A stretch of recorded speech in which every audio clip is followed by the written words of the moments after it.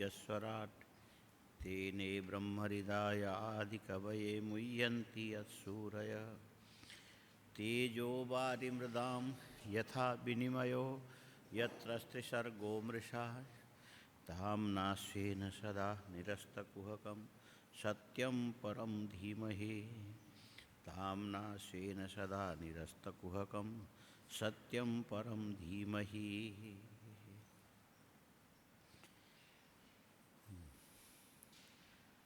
तदस्य कौशारवशर्मधातुर्हरे कथामेव कथासु उद्धृत्य पुष्पेभ्य इवार्तबंधो शिवाय न कीर्तय तीर्थकीर्तेः। इसको ऐसे देखो तो याद रखने लायक भी है। इसमें संबोधन है हे कौशारव। मूल श्लोक देखो, पुस्तक नहीं तो हे कौशारव, मैत्रेय जी को संबोधन है।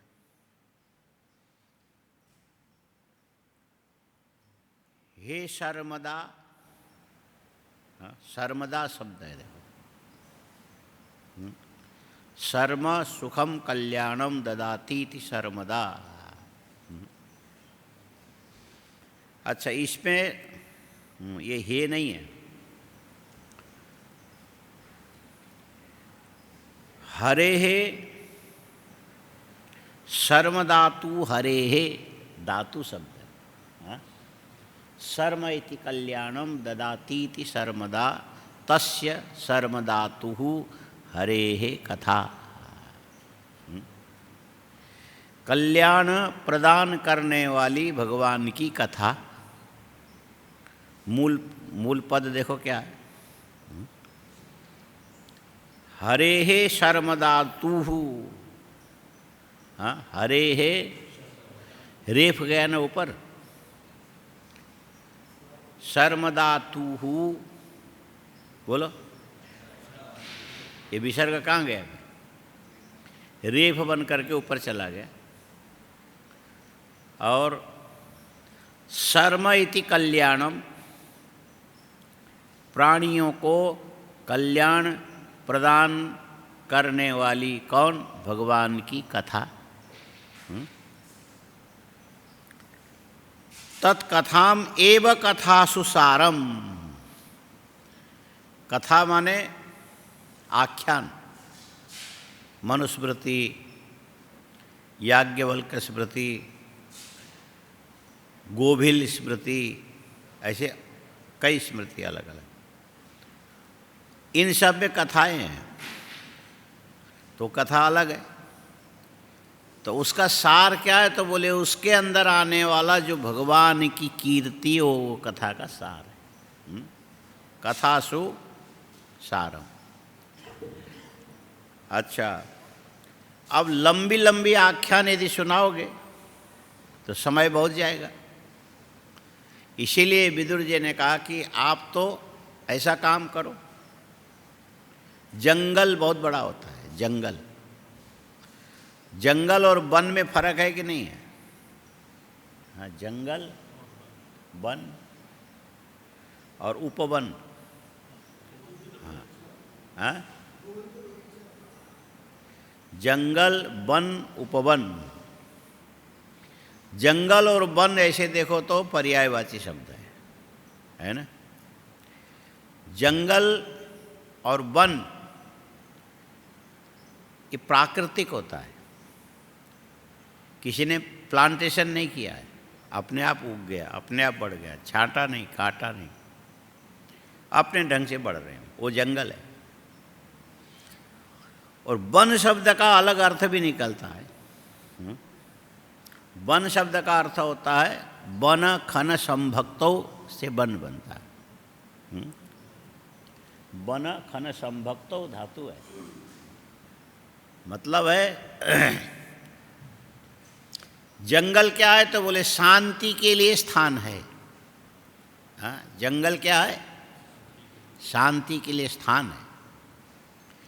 इसीलिए उसका दूसरा नाम है अरण्य। हाँ, जंगल का दूसरा नाम है अरण्य। ये रण्य शब्द क्या है? रणनम, रणनम नाम रोदनम। और रणनम नास्ति यस्मिन् इति अरण्य।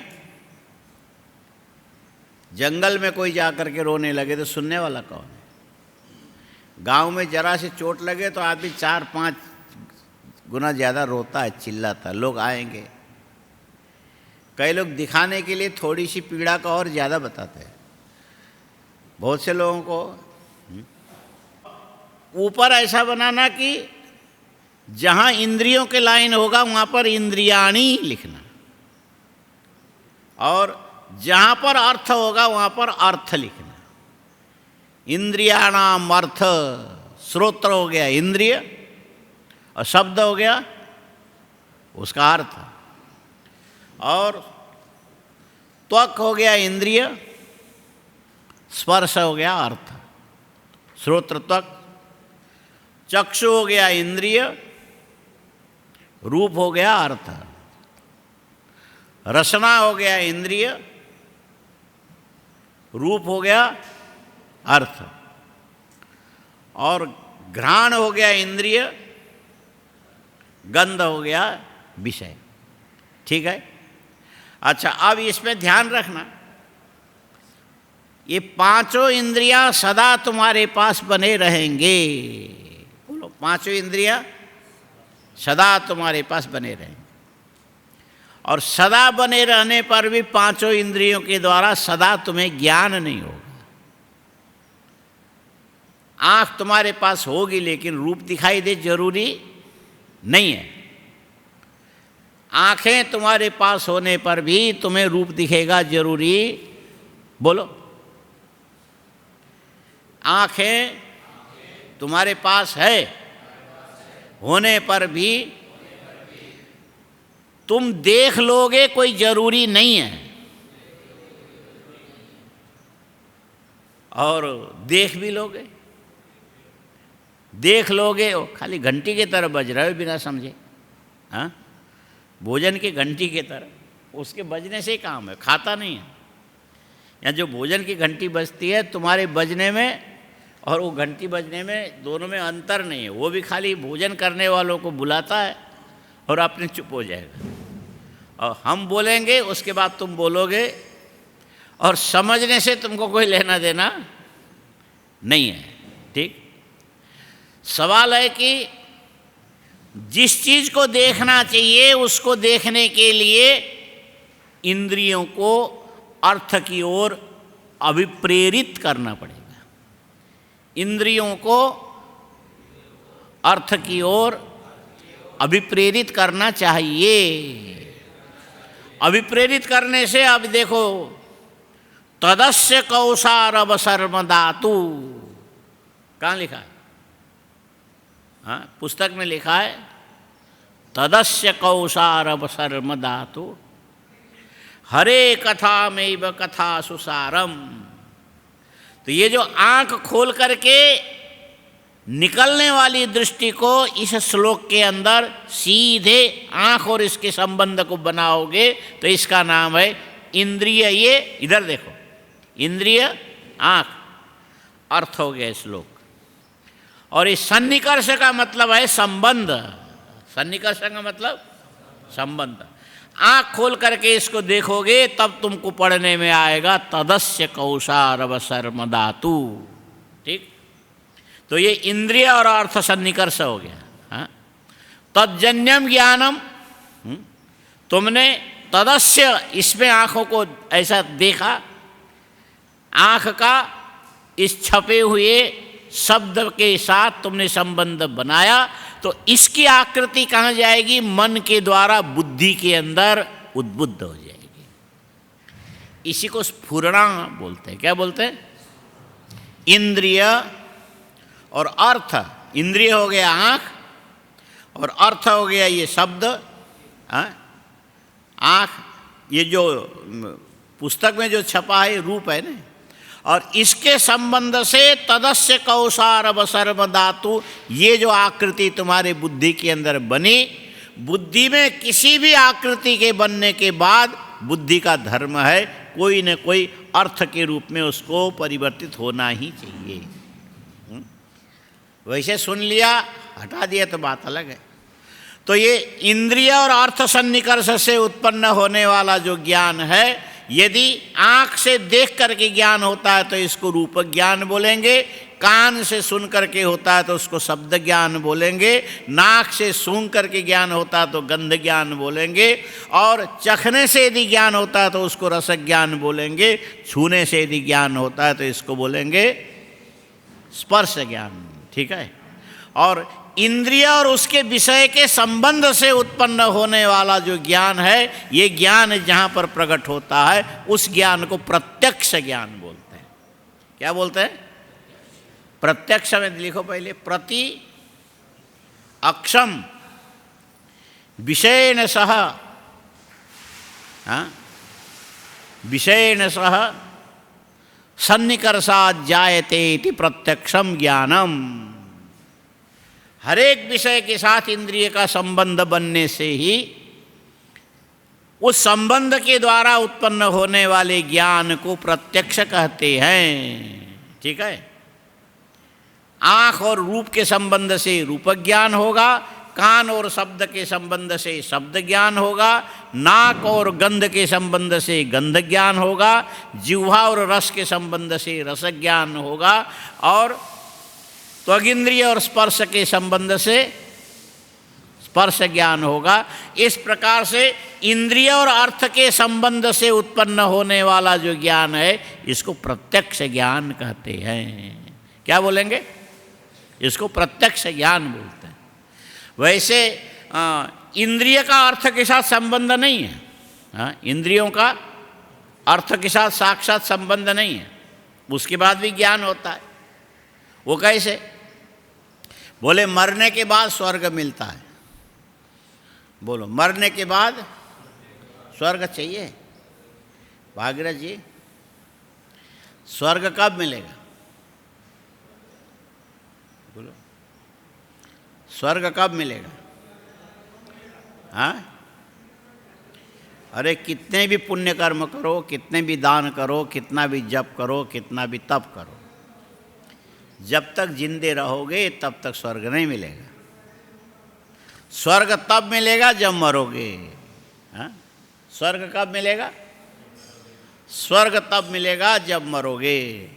ठीक है।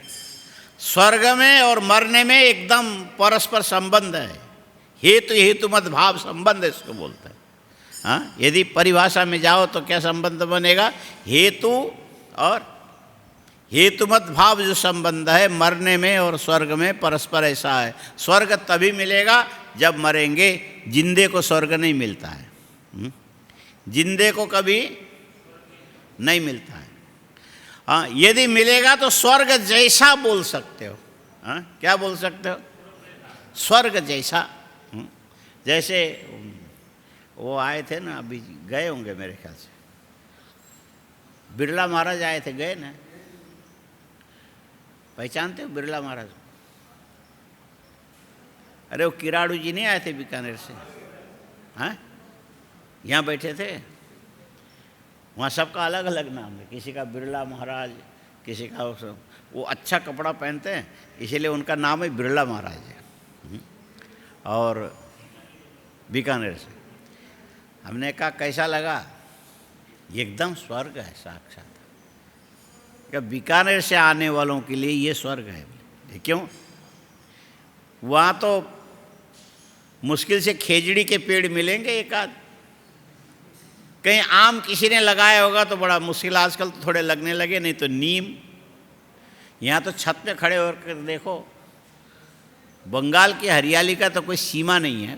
हाँ, इसीलिए यहाँ के जो कवि है उन्होंने सस्य श्यामला मातर, ये सस्य श्यामला बंगाल के लिए ही है। यहाँ के पेड़ की जो हरियाली है एकदम गहरी हरियाली होती है। हाँ? और ऐसी हरियाली राजस्थान में तो नहीं मिलने वाली। अच्छा, और वहाँ से यहाँ आने वाले को ऐसा लगता है कि रात को सो जाएंगे, खिड़की थोड़ी सी खुली रखोगे, यदि कुंभकर्ण के थोड़े छोटे भाई बन के सोओगे, सुबह 3:45 बजने से पहले ये पेड़ों के अंदर कोयल बोलना शुरू कर देते चारों ओर, और छोटी छोटी यहाँ पर 4 बजते एकदम प्रकाश होने लग जाता है, पूर्व है ना ये, और छोटी छोटी चिड़िया खिड़की के पास आकर के ऐसी ऐसी बढ़िया बढ़िया आवाज़ सुनाने लगता है। वहाँ बीकानेर में तो क्या सुनाई पड़ेगा, वो पीछे गोचर में गधे रेंगेंगे, हाँ, और रात को सियार बोलेंगे। और उसके हिसाब से यहाँ बंगाल में आकर के देखोगे रंग बिरंगी चिड़िया, किसी की तो आवाज़ लंबी चौड़ी डू डू डू डू डू डू डू डू, चुई चु चु चु चु चु चु टी टी टी फुट उड़ के चले जाएगी, ऐसा बढ़िया बोलती है। हाँ? अच्छा, वहाँ से आने यहाँ से भी बढ़िया होता है।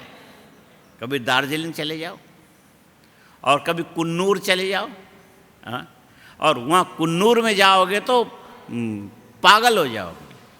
दक्षिण भारत का कश्मीर कहलाता है, और ऊंचे पहाड़ पे खड़े होकर के देखोगे, जहाँ तक तुम्हारी दृष्टि जाएगी वहाँ तक सारे के सारे चाय के बगाने, चाय के बगाने। और सुबह सुबह इतने सारे चिड़िया, छोटी छोटी छोटी छोटी पक्षियाँ, एक चोंच तुमको यहाँ यदि मारे तो इधर निकल जाएगा, इतनी तीखी चोंच वाली होती है, और इतनी फुर्ती से उड़ करके जाती है, और एक जगह बैठ करके शीशम के पके हुए लकड़ी के ऊपर इतनी जल्दी जल्दी जल्दी चोंच मारेगी, उसी के अंदर उसको कठफोड़वा बोलते हैं। छेद बना करके उसके अंदर घोंसला बना करके बच्चे दे करके निकलते, लेकिन उनकी भी आवाज़ अच्छी होती है। तो ऐसे ऐसे रंग बिरंगे पक्षियाँ, अनेक प्रकार की ध्वनियाँ, अनेक प्रकार की हरियाली, अनेक प्रकार की सुगंधी, और ये सारी चीज़ें बीकानेर से आने वाले को यहाँ दिखाई पड़ेगा तो ऐसा लगेगा ये तो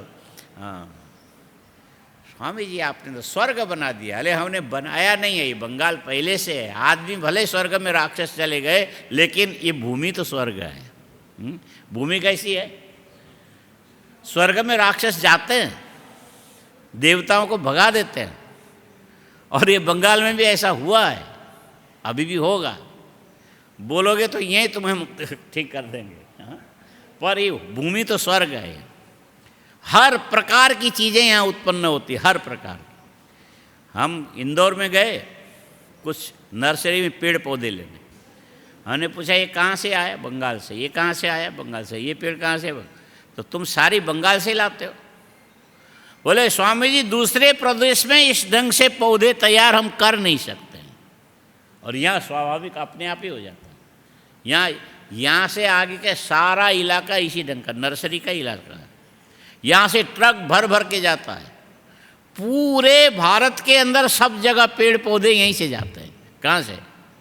बंगाल से जाते हैं।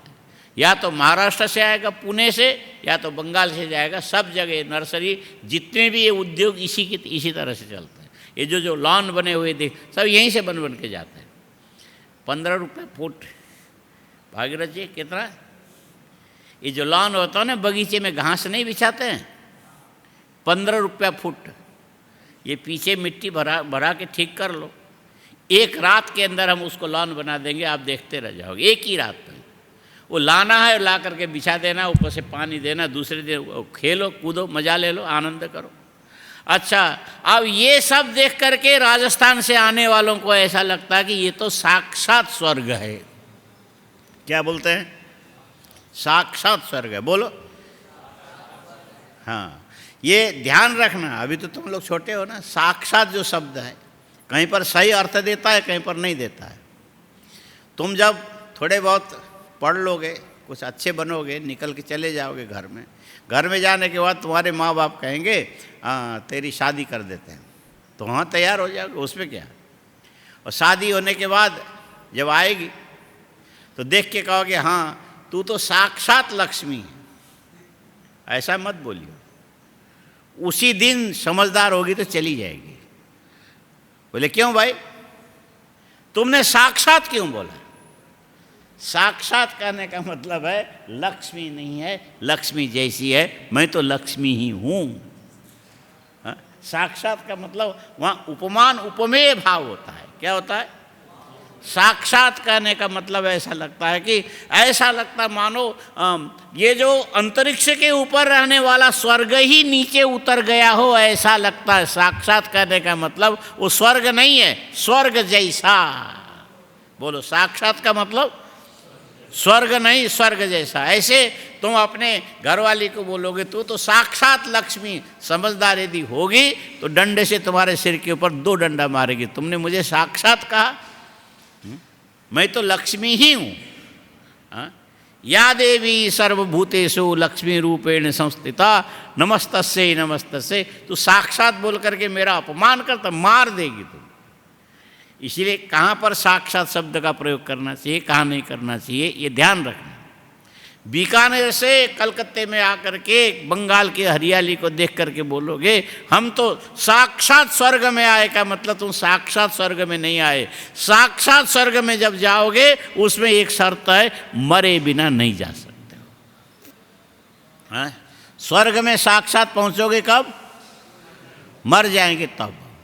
लेकिन होता ऐसा है, बीकानेर से कलकत्ते आओगे और पैसा लेकर के आओगे, रास्ते में कोई जेब कतरा को निकाल के ले जा सकता है, इसीलिए वहाँ आप किसी को दे दोगे, यहाँ आके किसी से ले लोगे, उसको हवाला बोलते हैं। हाँ? ऐसे होता है ना।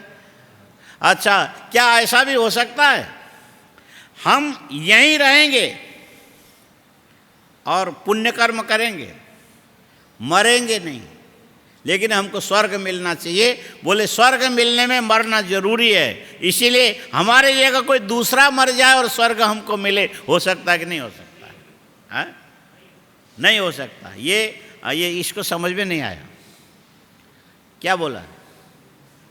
तेरा मन कहीं और गया था, ऐसे यूं यूं कर रहा था। हाँ? दूसरों के मरने से किसी को स्वर्ग नहीं मिलता है। जिसको स्वर्ग जाना होता है उसको खुद को ही मरना पड़ता है। बोलो, और किसी के मरने से और किसी को स्वर्ग नहीं मिलता है। बिना समझे बोल रहे हो, ठीक है? ऐसे होंगे तब ना काम बनेगा। भगवान ने सबकी सृष्टि अलग अलग की, सबके काम की चीज़। जड़ें अलग काम में आते हैं, पत्ते अलग काम में आते हैं, फूल अलग काम में आते हैं, और औषधियाँ अलग काम में आते हैं। सबके अलग अलग जगह है।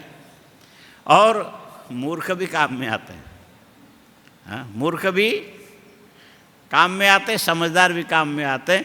सारी दुनिया समझदारी यदि हो जाए, मूर्ख न हो, तो ये समझदारी मूर्ख बन जाए। किसको समझाने जाएगा? कोई मूर्ख हो तब न समझाएगा।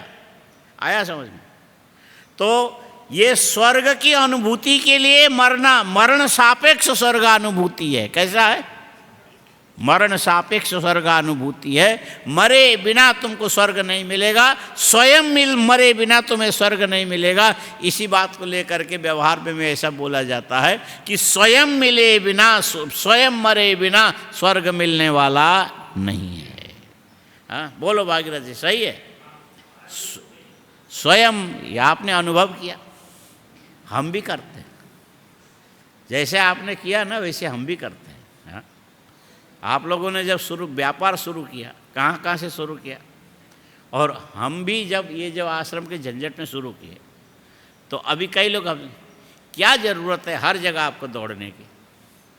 हमने कहा ये ज्ञान तुम अपने पास रखो, हमको मत बोलना। हमने ये भी करके देखा है, दूसरों से काम करा के भी हमने देखा है। वो काम कैसा होता है हम जानते हैं। इसीलिए हर जगह स्वयं गए बिना, अपने आप किए बिना कोई भी काम सिद्ध हो करके देता नहीं है। संदेशों खेती नहीं होती और खुद मरे बिना स्वर्ग मिलता नहीं है। ये बात समझ में आए? अच्छा, और पृथ्वी में स्वर्ग की जो बात करते हो, स्वर्ग जैसा ऐसा शब्द का प्रयोग करते हो, जैसा शब्द का प्रयोग करने के लिए भी साक्षात शब्द का प्रयोग होता है। लेकिन ये जो प्रत्यक्ष शब्द का जो अर्थ होता है, प्रति अक्षम माने इंद्रियाणि विषयेन सह संबद्ध यद ज्ञानम उत्पाद्यते इति प्रत्यक्षम ज्ञानम। आँख स्वयं रूप के साथ संबद्ध होकर के बुद्धि के अंदर रूप की आकृति को उत्पन्न करे, इसको रूप प्रत्यक्ष बोलते हैं।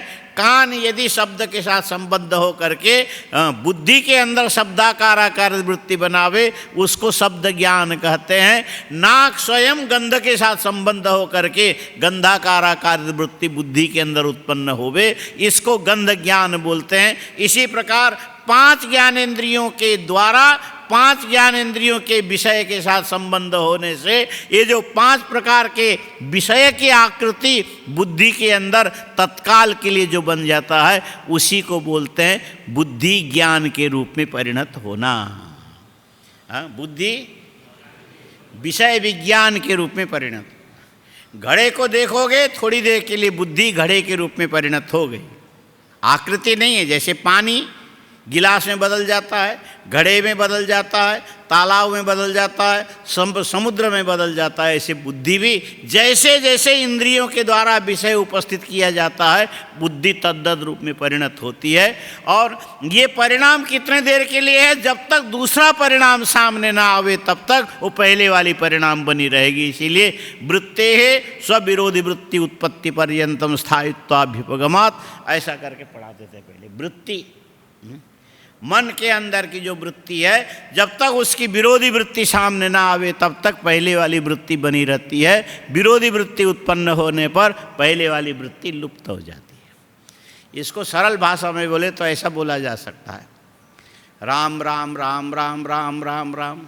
पहले ऐसे सत्संगों में माताएं जो भजन करती तो ऐसे बोलते, राम राम राम राम राम राम 1, राम राम राम राम राम राम 2, राम राम राम राम राम राम 3। उनको 108 बार बोलना है ना। हाँ, इस ढंग से 108 पूरा होने के बाद ये मान लेते हैं कि एक माला पूरी हो गई। आया समझ में? अच्छा, और एक माला तक राम राम राम राम राम राम जितने बार बोलोगे बुद्धि राम आकार आकारित होगी। यदि उसके साथ में कृष्ण कृष्ण कृष्ण कृष्ण एक, फिर बुद्धि बदल जाएगी। राम की आकृति छोड़ करके किस में जाएगी? कृष्ण। वहाँ से यदि वामन का नाम लेने लग जाओगे तो कृष्ण की आकृति छोड़ करके बुद्धि वामन में परिणत हो जाएगी। इसीलिए बुद्धि की एक क्षमता है कि जैसा शब्द उच्चारण करोगे, जैसा अर्थ सामने दोगे, बुद्धि तत्काल उसी रूप में परिणत हो करके उतने देर के लिए बुद्धि तदाकार आकारित बनी रहेगी। और इस प्रकार के बुद्धि को वस्तु के आकार में परिणत करके ही व्यक्ति अनेक प्रकार के व्यवहार में प्रवृत्त होता है। इसीलिए बुद्धि का लक्षण किया। सर्व क्या लिखा है? व्यवहार हेतुर्भूतो गुणो बुद्धिर ज्ञानम। इसी को ज्ञान भी बोलते हैं। समग्र व्यवहार में यही हेतु है, यही कारण है, इसको बुद्धि कहते हैं। आया समझ में? अच्छा, अब इसमें तदस्य कौसार अवसर दातुर हरे कथा में कथा। और ये जो बुद्धि का विषय है, विषय के हिसाब से बुद्धि परिणाम प्रदान करती है। बोलो, विषय के हिसाब से बुद्धि परिणाम प्रदान करती है। हाँ, वो कैसे समझ के बोल रहे हैं कि ऐसे बोल रहे हैं? विषय के हिसाब से बुद्धि परिणाम प्रदान करती है। भागीरथ जी, आप समझोगे? विषय के हिसाब से बुद्धि परिणाम प्रदान करती है। विषय के हिसाब से बुद्धि परिणाम प्रदान कर, जो शब्द जैसा ऐसे बोलो। हाँ, तुमको समझ में नहीं आ रहा? विषय के हिसाब से बुद्धि परिणाम प्रदान करती है। बोलो। इसका उदाहरण दे। नींबू समझ में आ रहा है?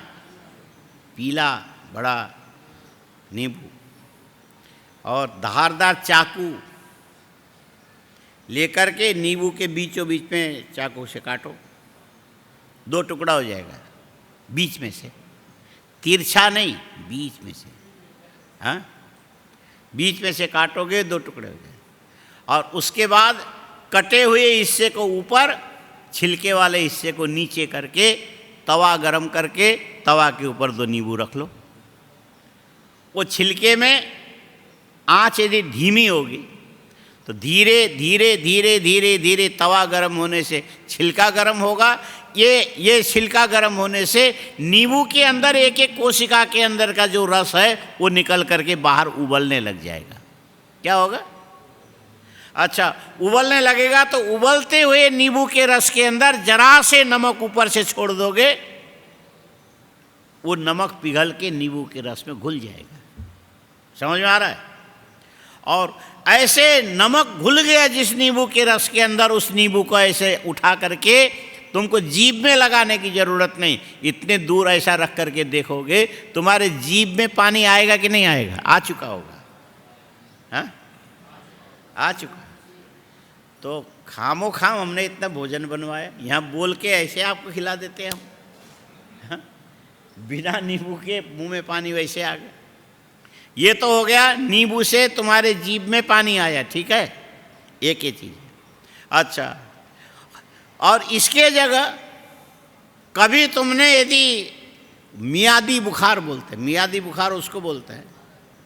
मियादी बुखार ऐसा होता है, आज दिन में 12 बजे बुखार शुरू होगा तो कल 1 बजे आएगा, परसों 2 बजे आएगा, और हर घंटे बदल के आएगा, लेकिन पूरा इतने घंटे तक रहेगा। और ये बुखार शुरू हो जाने पर महीनों चलता है। हाँ, इसको मियादी बुखार बोलते हैं। बोले इसको हटाने का तरीका क्या है? बोले इसको आयुर्वेद वाले सुदर्शन घनवटी का प्रयोग करते हैं।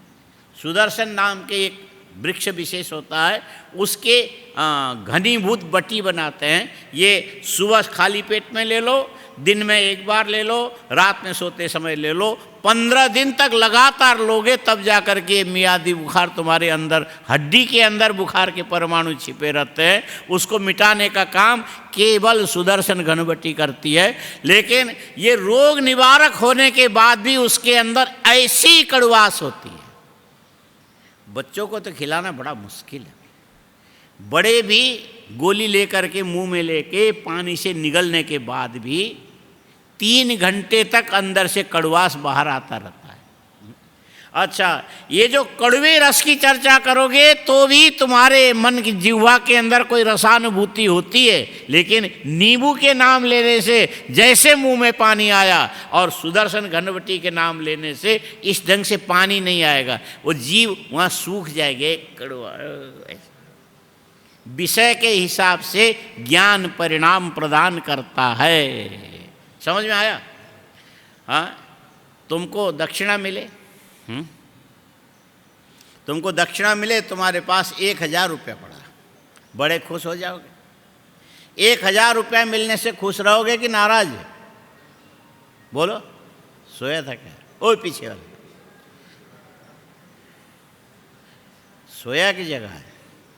1000 थोड़ा दूर होके बैठ, दूसरे के सट के मत बैठ, और दूर, और सीधे होके बैठ। ऐसा बैठोगे तो कम नींद आएगी, सीधे ऐसे यूँ करोगे तो नींद आएगी। हाँ, इसीलिए पहले बच्चों को ऐसा सिखाया जाता, जो ऐसा करके जो बैठता ना, तो उसको बड़े लोग क्या कहते, तू तो ऐसा आदमी है, बिना निचोड़ा हुआ भीगा हुआ कपड़ा जैसा है। क्या बोलते हैं?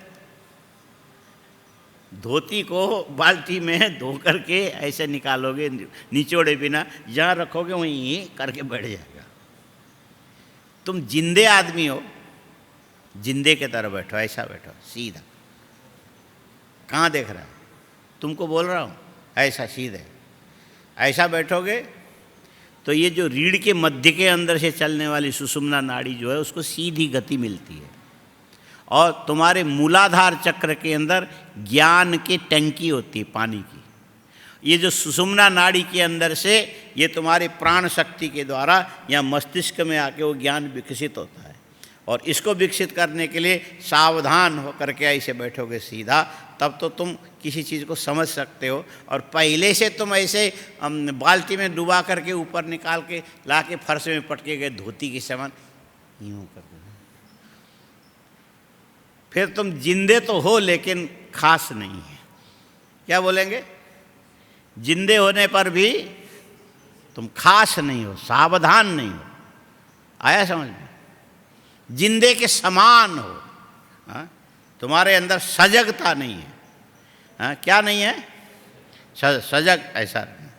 अच्छा, अब देखो, बुद्धि विषय के हिसाब से परिणाम प्रदान करती है। ठीक है?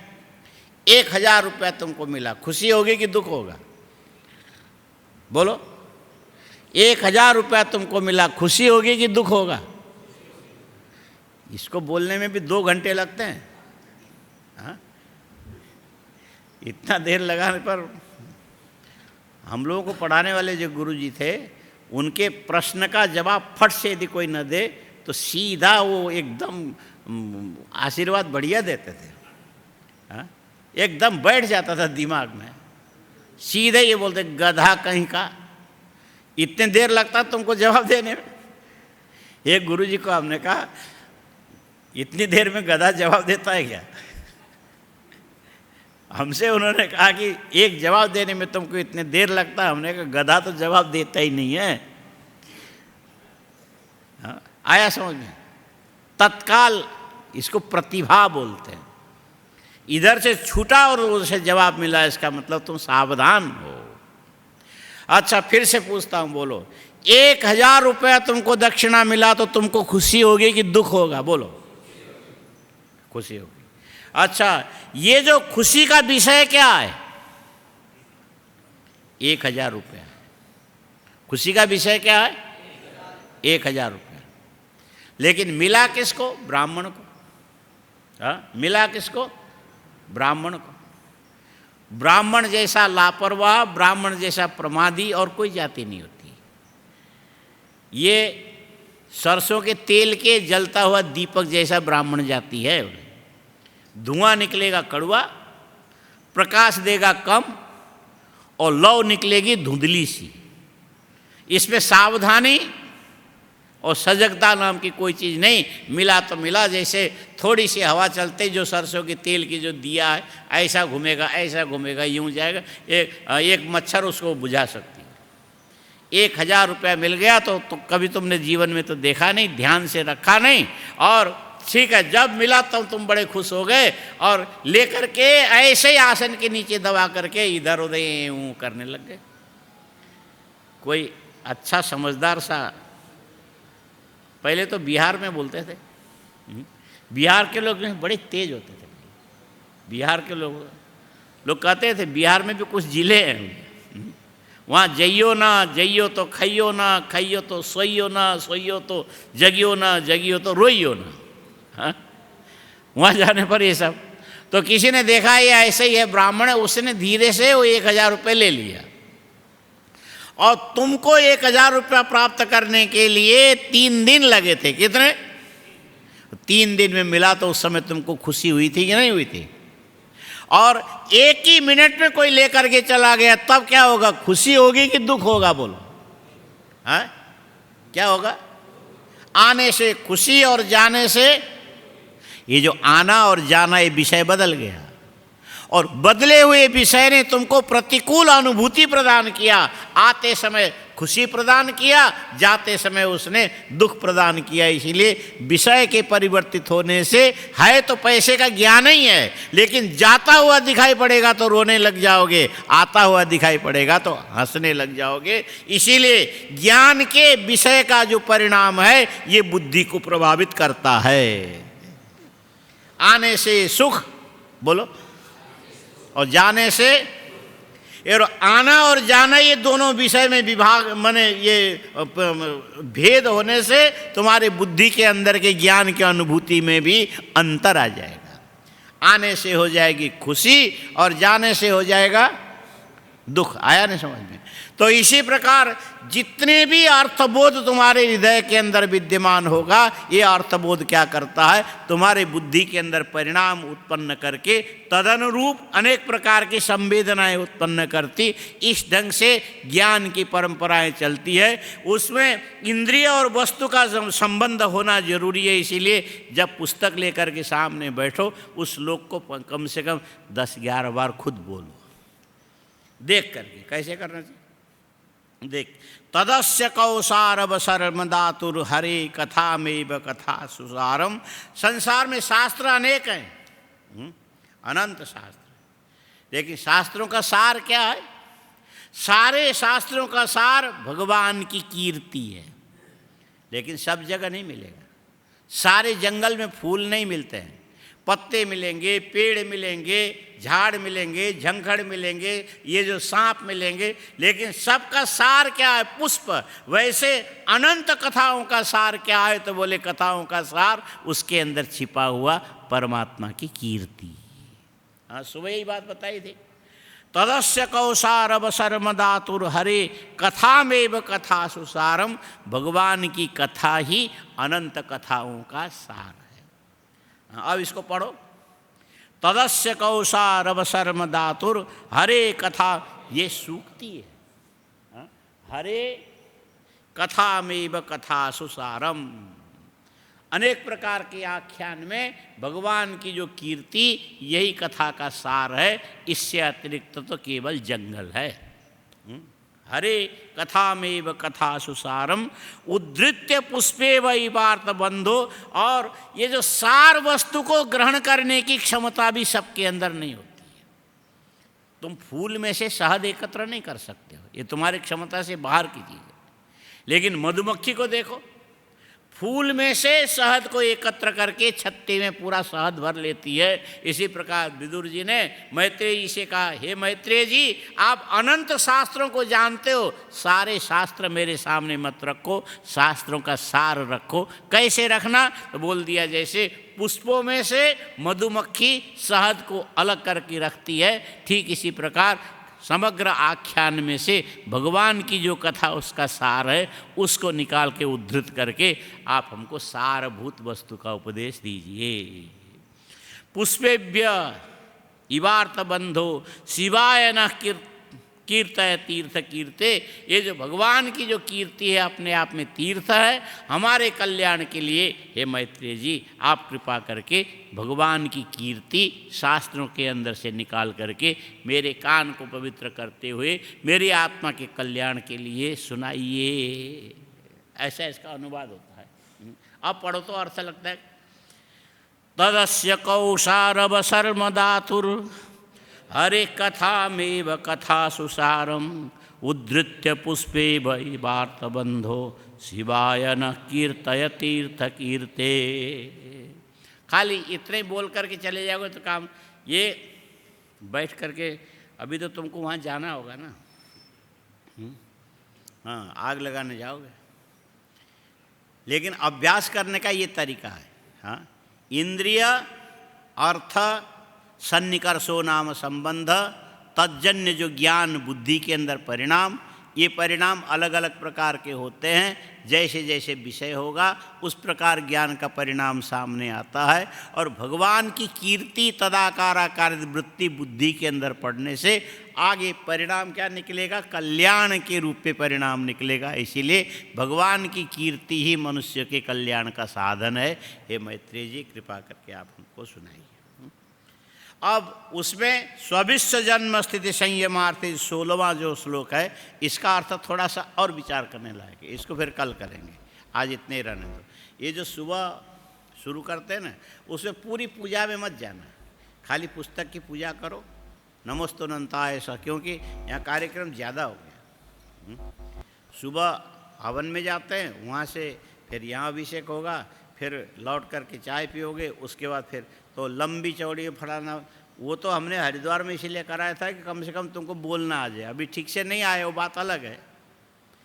ये तुम हमारी पूजा करो, इसके लिए हम तुमसे पूजा नहीं कराते, तुमको इतना काम आवे इसके लिए, है ना। तो ये ऐसे अलग से अभ्यास करो। यहाँ तो बस नमोस्तुनंता इतना करके फिर सुबह 9 बजे से 10 बजे तक एक एक श्लोक को सही ढंग से। अभी तो ऐसे जबरन पढ़ा रहे हैं जैसा लगेगा, लेकिन जब 70-80 साल मरने से पहले तुम फिर याद करोगे कि हाँ बाबा जी ने ठीक बताया था, उस समय हमने ढंग से पढ़ा नहीं, यदि पढ़ लिया होता तो मरने के बाद शायद अच्छा ही होता। ये तब याद करोगे। उसके लिए अभी हम खाली समझो कि उबलते हुए नींबू में नमक डाल रहे हैं। हाँ, काम आया तो ठीक, नहीं आया तो कोई बात नहीं, तुम्हारे काम ना आने पर भी हमको तो दिखाई देगा कि हमने इतना देखा। हाँ, तुम्हारे बहाने, समझ में आया, तुम्हारे बहाने, बैल को चलाने के बहाने जो पीछे जो खेती करने वाला किसान होता है ना, वो भी उतने कदम चल करके अपने शरीर को तो ठीक रखता है। हाँ? बैल के पीछे पीछे चलने से बैल ही खाली चलता है ऐसा नहीं, आदमी भी स्वस्थ होता है। इसके लिए हम भी स्वयं स्वस्थ रहने के लिए तुम्हारे साथ झकझक करते हैं, ठीक है। अब जाओ वहाँ हवन के लिए तैयारी करो। ओम पूर्णमदः पूर्णमिदं पूर्णात् पूर्णमुदच्यते पूर्णस्य पूर्णमादाय पूर्णमेवावशिष्यते। ओम शांति शांति शांति। शंकरं शंकराचार्यं केशवं बादरायणं सूत्रभाष्यकृतो वंदे भगवन्तौ पुनः पुनः।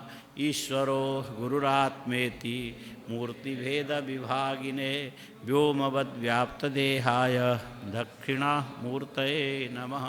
ओम शांति शांति शांति। ओम नमः पार्वती पतये हर। और आने दो।